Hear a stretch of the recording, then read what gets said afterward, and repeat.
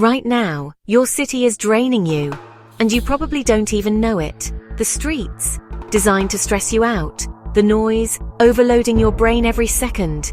And the worst part, it's not your fault. In the next few minutes, I'm going to show you why modern cities are secretly making millions of people miserable, and the surprising designs that could fix it all.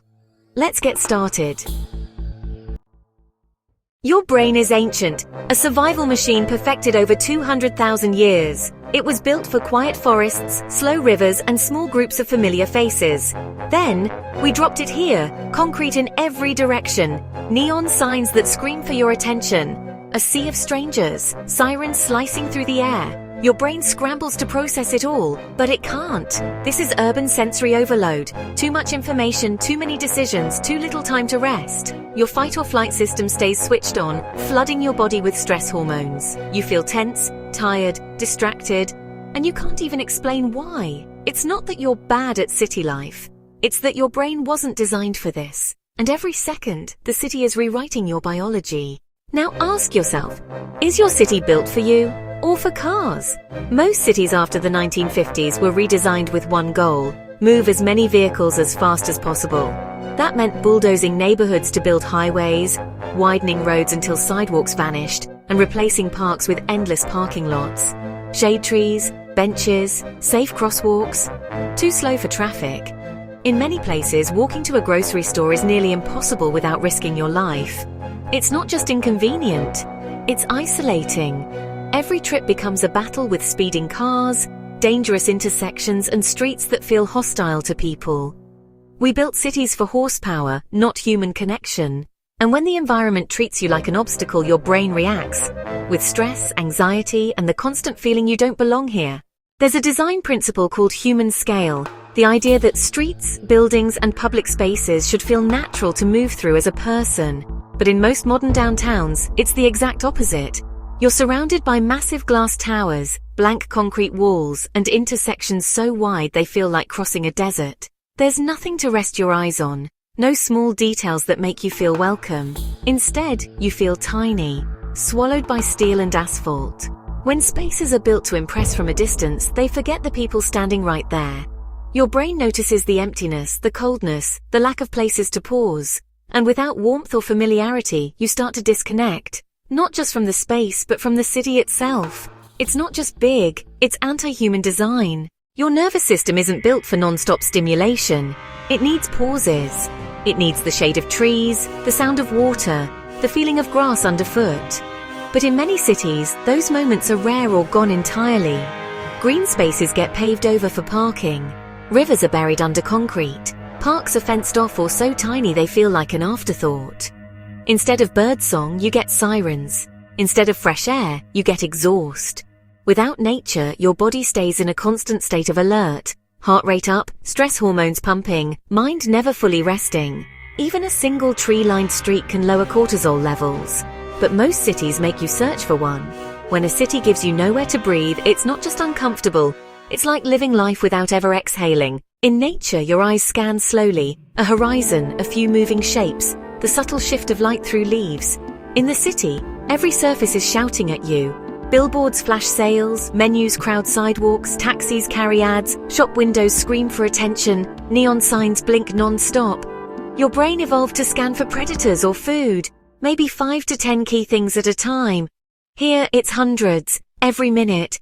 You don't notice it consciously, but your brain is burning energy just to filter it all out. This constant sensory assault drains your focus, leaving you irritable and exhausted without knowing why. That's why walking a quiet, uncluttered street, like in Kyoto or Amsterdam, feels instantly calming. It's not magic, it's simply giving your brain the space it was designed for. Cities run on speed. If you can't keep up, you get left behind.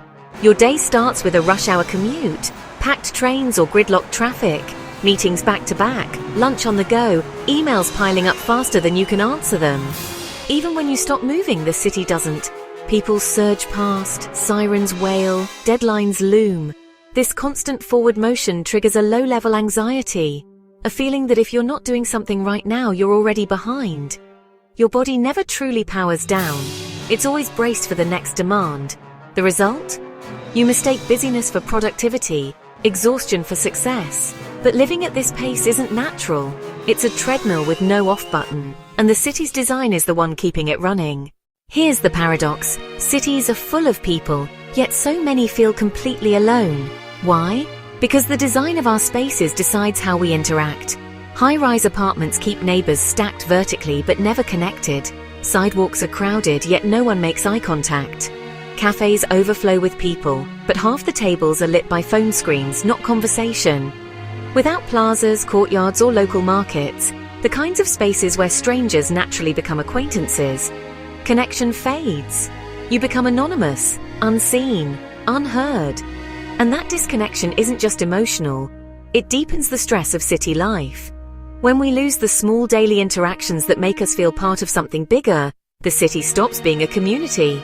It becomes a collection of strangers sharing the same space, but living separate lives. All this noise, speed, and isolation doesn't just make life annoying, it changes your brain.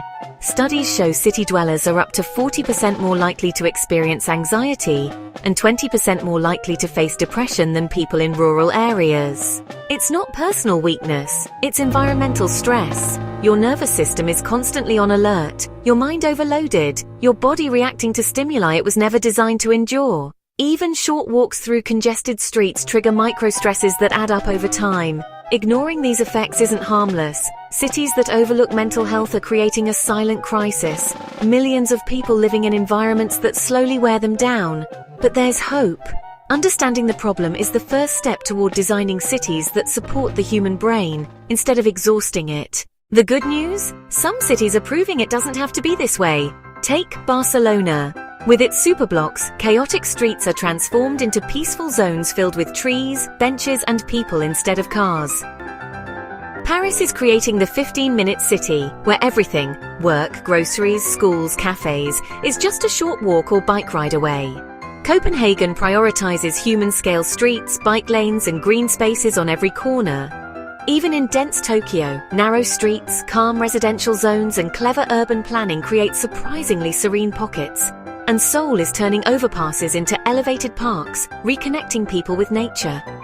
These cities show it's possible to build spaces that are efficient, vibrant, and human-centered. Fast-moving doesn't have to mean stressful. Crowded doesn't have to mean lonely. Cities can support life, not just traffic. You might be thinking, I don't run a city.